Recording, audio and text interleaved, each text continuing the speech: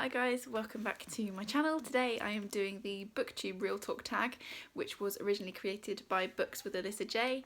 I was tagged by Nicole at Beautiful Chaos of Books, so I thought I would do it today. It's a really fun tag, just ask a few questions about Booktube and our thoughts on things, and so I thought I would just get on with it. So first question, as usual I've got it written down on my notepad because my memory is horrible and I'm always so impressed when booktubers film tag videos and don't have to read the questions because I can't do that. But anyway, question 1, what is something nobody told you about booktube before you started your channel?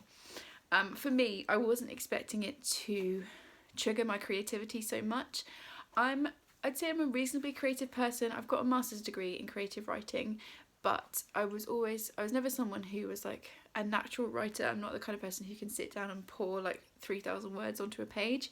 I have to really work for every word. And so I have written 2 novels, but they were a real labour of love and they took a lot of effort out of me. So I would say that I am creative, but I have to really try for it. I'm not naturally creative. But one thing that's happened since Booktube is like my creativity is like coming back. I haven't written for years, but I'm starting to feel that like creative energy again. So yeah, that's an unexpected thing that nobody told me would happen, and I'm very pleased that it has. Question 2 is, what is your opinion on typical Booktube videos, wrap-up, TBRs, hauls, etc.? I love them. It's why I watch Booktube. I watch Booktube to get book recommendations, and I watch it to see the opinions of people whose opinion I trust talk about books. Obviously here on my channel I do a lot of wrap-ups. I always do one every month. I've done I think 2 TBRs, one for Thrillathon and one for March. I don't usually do TBRs, and I won't be doing a lot of them because I don't want to put that pressure on myself to read certain books. I just want to enjoy my reading, and that's kind of what my channel is, just me talking about what I enjoy. But I really enjoy watching other people's because I quite often get book recommendations from there. And hauls, I tend to do mine on my Bookstagram account, which is also at What Victoria Read, because I don't buy that many books in a go. I really enjoy watching videos of other people where they've got like a massive amount of books, like Nicole from Beautiful Chaos of Books. She does like huge, like 50 or something books in a haul. I don't buy that many books in a go because personally, and this is just my personal opinion, I find it really stressful if I've got a massive stack of physical books that I'm not getting to. So I just buy 4 or 5 at a time, and then they don't mount up so much, and then I read them straight away. But I know that like obviously not everybody does that on Booktube. So yeah, I really like watching other people's videos, but I don't buy lots of books myself in one go, so you probably won't see book hauls here. Not as a single video anyway. I might tag it on something else sometimes. Yeah, so I for me, like the kind of typical Booktube videos is why I watch, but I do also enjoy seeing when other people do different and creative things as well. So yeah, I like both. Question 3, what is an assumption you had about Booktube before you joined? Was it proven to be correct or not? To be honest, before I joined Booktube, I didn't really know much about it. Before I joined, I've always watched YouTube for years, but I tended to watch like the lifestyle bloggers, the family vloggers, a little bit of like fashion, and that kind of thing. I didn't really wasn't really that aware of Booktube. And then my friend Kath, whose channel I think is Kath Elizabeth Reads, I think it's that, or it's Kath and her books, I can't remember. I think she's had both names, but I will link her below. Her and I got to know each other via Tumblr, and then she started her Booktube channel, and I subscribed to her because obviously she's my friend, and then started really enjoying what she was doing. And then she recommended Harriet Rosie Reads, who I will also link below, and I started really enjoying what she was doing, and she was talking about kinds of books that I read, so like not loads of young adult and not loads of like fantasy, but thrillers and crime and feminist stuff and a bit of like literary fiction mixed in, a bit of contemporary fiction, and I really enjoyed what she was doing. And kind of those two are kind of the reason I thought, oh, actually maybe I could do this as well. So I didn't really get fully immersed in Booktube until I started, so I didn't really have any assumptions to talk about. Question 4, what is something you've done that has actually helped you grow your audience? Okay, so I don't have a huge audience, which actually I kind of like, because I think if there were loads of people watching it might be a little bit scary to make videos. But one thing that I've done is getting involved, so talking to people on Twitter and commenting on people's videos on YouTube and finding people on Bookstagram, and just like getting to know people and chatting, and also making sure that I like shout out the people that whose content I enjoy.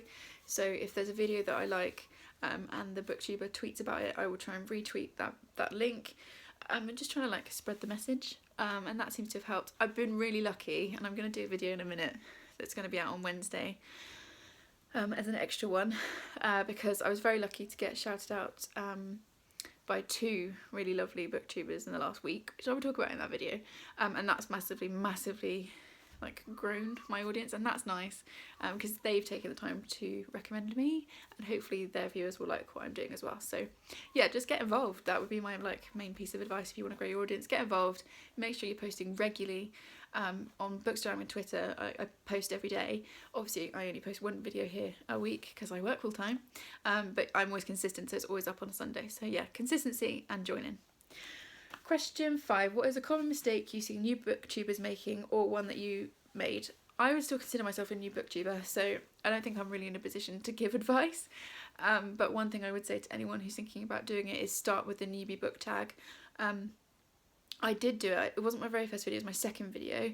But I found so many people through watching those videos, and also loads of people found me that way. So I think that's really important. And one thing that I know I don't do a brilliant job on is thumbnails. I don't think mine are very exciting.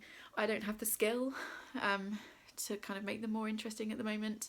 That is something that I want to learn a bit more about when I've got some time off in the summer. But yeah, I think thumbnails are also quite important. I realise I don't do a brilliant job at it, but room for improvement. Question 6. What are your thoughts on working with publishers and sponsorships? Yes, please.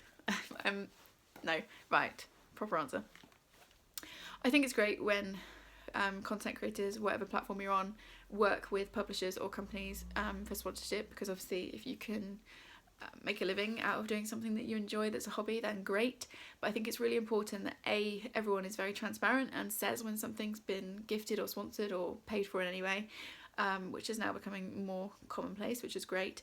And secondly, you should only show something to your audience if it's something you genuinely like.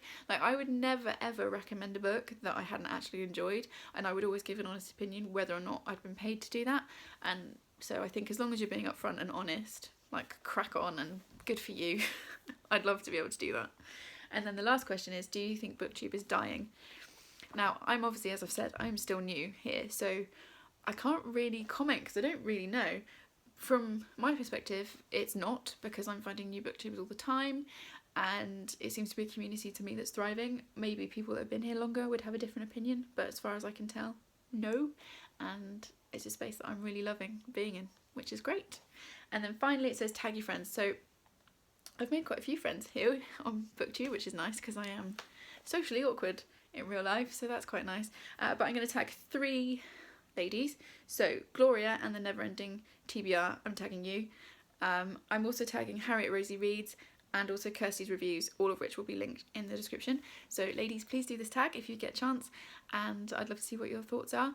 Also, if I haven't tagged you and you want to do it, consider yourself tagged, and let's have a chat about Booktube in the comments. That's all for now, and I will see you next time. Thanks guys, bye.